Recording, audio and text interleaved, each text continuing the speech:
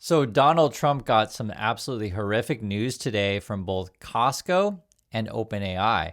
I want to go over what's going on. Let's jump right in. So first, this is the headlines. Costco sues Trump administration to pause tariffs, refund payments. So basically, Costco's like, yo, stop taxing us and give us back our money. I mean, you can see it right there, right? They're suing Trump. I think there's a lot of companies out there that are going to sue Trump over this stuff. If you've been following this, the tariff situation is at the Supreme Court right now. The Trump people made their opening arguments. They look like idiots, basically, to be frank with you. And now companies are like jumping on board to try to get their money back. I think this is going to be a massive fight, regardless of either way that the Supreme Court goes. I just think more companies are going to be like, yo, I want my money. And the Trump people always make the case that we're so rich and trillions are coming in. It's okay, so where's the money? Like literally, this is what Trump is saying today. This is one of Trump's people, Eric, right? Breaking. President Trump confirms, quote, we have almost $20 trillion investments coming in USA. Holy smokes, right? Here's another quote. I don't even know if you know that. I mean, I didn't know that, but that's what Trump says. I don't even know if you know that. You know that. 20 trillion. That's a lot. Biden over 4 years had $1 trillion. It's like, really? Okay. So Trump always tries to make the case he's so much better than Biden, blah, blah, blah. I'll tell you this, guys. Next year is going to get really ugly. The last couple of years we've been talking about inflation. I just keep saying the same thing. Next year and for the next few years, you could argue it's going to be unemployment. That's going to be what the talk is. This is the headlines right now. Then delayed tariff impact starting to hit could cause companies to reduce headcount in 2026. Now, right now is during the holiday season, and it's just bad PR if a big company comes out and says, hey, we're going to lay off people. It's not good during the holiday season to do these kind of things. It's not good anytime, but just especially during holiday seasons, like a bad humbug, bad company, etc.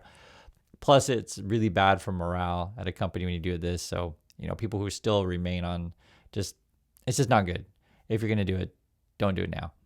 So come January, February, right? People come back. They're starting to figure out the next year's financial plan, these kind of things. It could get really ugly. You see in the news. And while all this is happening, basically Trump is sleeping on the job. If you want to watch this stuff, there's plenty of videos out there of social media. This is like 24 seconds, Trump sleeping. So if that's what you get off on, so be it. I can tell he's sleeping. I don't need to watch it for, hours on end. But this is what he is. It says, some people are putting jokes on this. Even Rubio was like, come on, man, fight wokeness, right? One nap at a time. Here's another one. Trump appears to be sleeping as Sean Duffy talks during his cabinet meeting. And it's not, it's not surprising or shocking that Trump does this stuff. It's like every time he, makes accusations, that's what he's doing, basically sleeping on the job. The White House, they're going to try to make the case that Trump just works awesome. He's like the hardest worker ever. And they say here, Trump working up to, right? up to 12-hour days. So yeah, if you believe that, I got some Trump meme coins to sell you. Trump working up to 12-hour days. So while other people are worried about their job, Trump was reported by New York Times working more like 12 to 5 on weekdays, right? Takes the weekends off, goes golfing. When you check in industry, what's going on, let me read this to you guys because it always paints a different picture than what Trump says, and it's more likely to be the truth. For instance, respondents to the Institute for Supply Management's November survey of factory conditions expressed elevated levels of worry.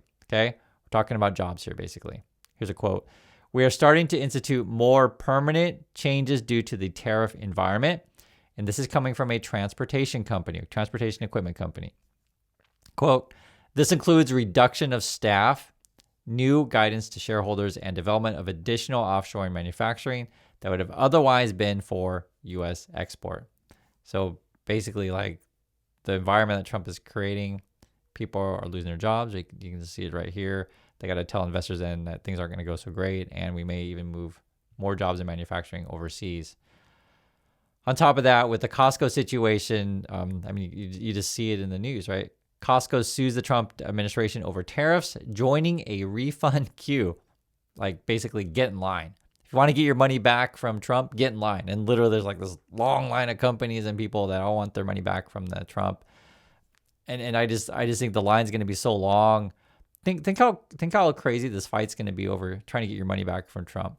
It's kind of like, if you guys ever had these experiences, say you buy something crappy from someone, the product doesn't work, you try to take it back, and they'll be like, I never heard of you, and they'll say, oh, you got to bring back your receipt. So you bring back your receipt, and they say, oh, that's not the right receipt, and you bring back something else. Right?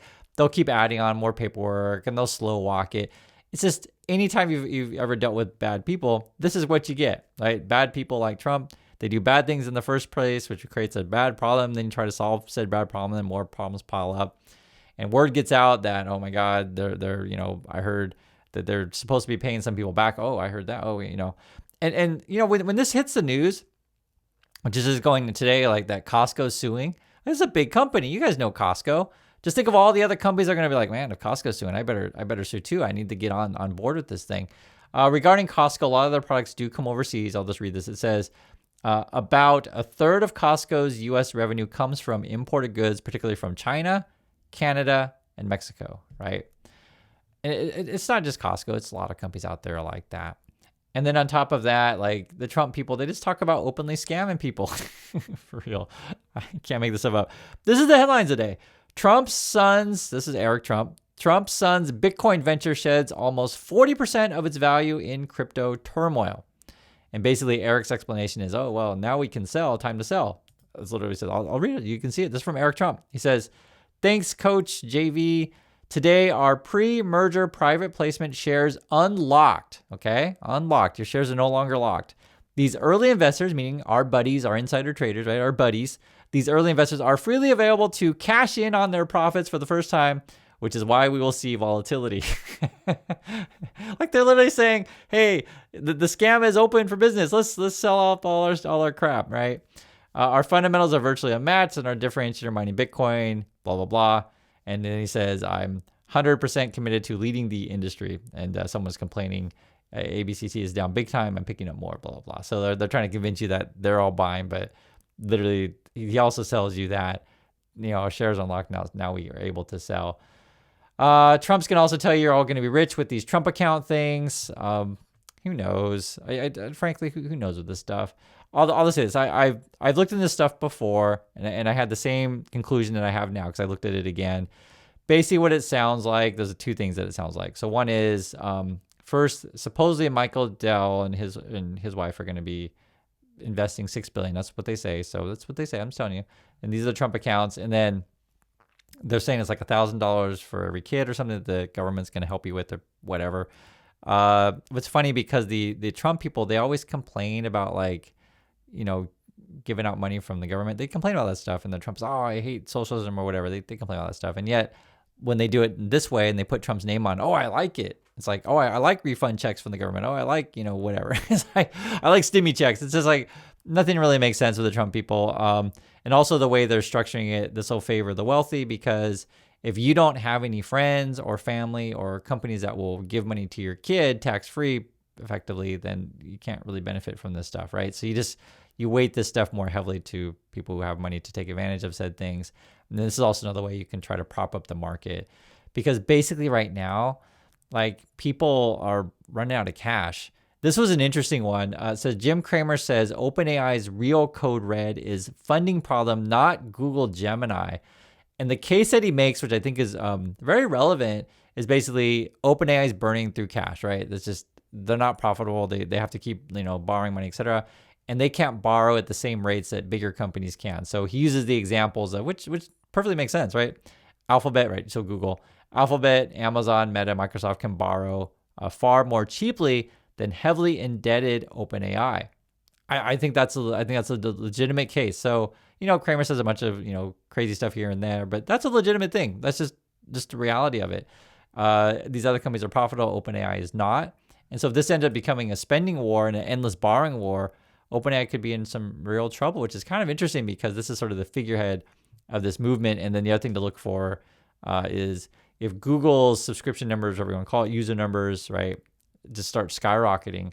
Because if you go on Google now, it'll show you AI results first. And so people start to become more aware of it, like brand awareness. I mean, it's Google. Who doesn't know what Google is?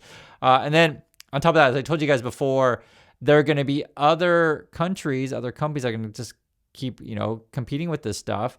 Like this was just today. Mistral unveils new models in race to gain edge in OpenAI, right? Release of French startup's latest system comes amid growing concerns that Europe has fallen behind U.S. and China. So don't count out people from Europe. Why not? Why can't a French company do well at this stuff? Why can't a German company? Here in Korea they're developing these kind of things. In China they're developing as well. It's going to be fierce competition for these things, and it's going to be endless borrowing, and effectively I think ultimately people are going to run out of money. Because it is what it is. Now, I want to show you this though, because this helps you understand the full system. Okay, so we're talking about OpenAI, we're talking about data centers and drones and robots, and basically ultimately it's to replace you, the humans. So for example, this is from Hegseth today. It says the War Department asked industry to make more than 300,000 drones quickly and cheaply. And then Hegseth put out this video. It's on Fox News if you want to watch it. But basically he lays out their plan. It's like, the Pentagon, the military is, partnering with, literally it says right here, 4 commercial companies, right? You can see right there. But basically it's like, how can we get a bunch of drones to replace people? And how can we, if you're a company, get those government contracts to build said drones? I mean, you can see it all on the news, what's going on here. And so that's why there's a big grift and a big sort of, what's the word to say it, like, I'll put it this way, cozying up to the Trump administration to build that ballroom to get those government contracts. 'Cause you're talking about real money here. Like this is real money, this stuff. And this is also what's going on as well. Like while OpenAI is borrowing and then they may not be having enough money to keep going, then Trump, the rumor at the moment is that Hassett's going to be our Fed chair, which I just be frank, guys, it's a disaster. For any of these kind of positions, like you just want people who are competent, they're not political whatsoever, and just look at the numbers and do what's best for the economy, right? Based on like what helps the country. Hassett, he's a total Trump dude. There's just no other way to put it. And so I guess they cancel interviews today for other people. It says Trump's aides cancel Fed interviews as President Holmes in on pick. And then I think what they were saying here is that some of the other candidates, they had interviews scheduled with JD Vance and they ended up canceling that. Obviously no comment from the Vance people or stuff like that. So I guess you don't need Vance to, weigh in on whoever. The Trump's already made up his mind. So the rumors are Hassett. There's a couple other names out there. I think one is like Walsh and the other one's like a Waller. But if I had to bet, I would bet Hassett. This is what everyone's saying. So we'll see. It may be someone else, but Trump wants someone who's going to just start printing that money and try to get interest rates as low as possible to make it so that companies like OpenAI can borrow yet more money, I guess, keep the bubble going. And then other companies can, build lots of drones to replace all of you. I mean, it's literally in the news. And then what you see what the Trump people are doing, I guess to, scrounge up the money or whatever, is then you're going to try to block food money. So I mean, seriously, Trump administration will block SNAP management funds for blue states. So it's crazy because, and yes, he's attacking blue states, but it's crazy because if we're so rich, if we're really bringing in this $20 trillion that he talks about all the time, and I'm sure it'll be 30 by next year, I wouldn't be doubted. He'll say, 30 trillion. I just found a bunch of more money in my butt, right? It's like, if we're so rich, like why are we cutting food benefits, which is, this would be peanuts if indeed we have all this trillions and trillions of dollars coming in. So, and if also we're so rich and everything's going great, like why is Costco suing you?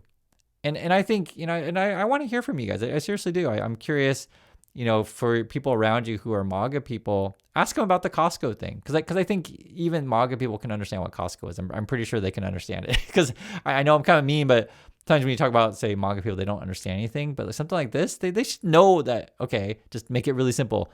Costco is suing Trump to get their money back. So what does that tell you? It should be clear, right? That Costco is paying the tariffs, and obvious, and then Costco pass the cost on to you, the consumer. And I'll just lay it out there. So that's my thoughts on this. I'd like to hear yours, and I'll catch you on the next video.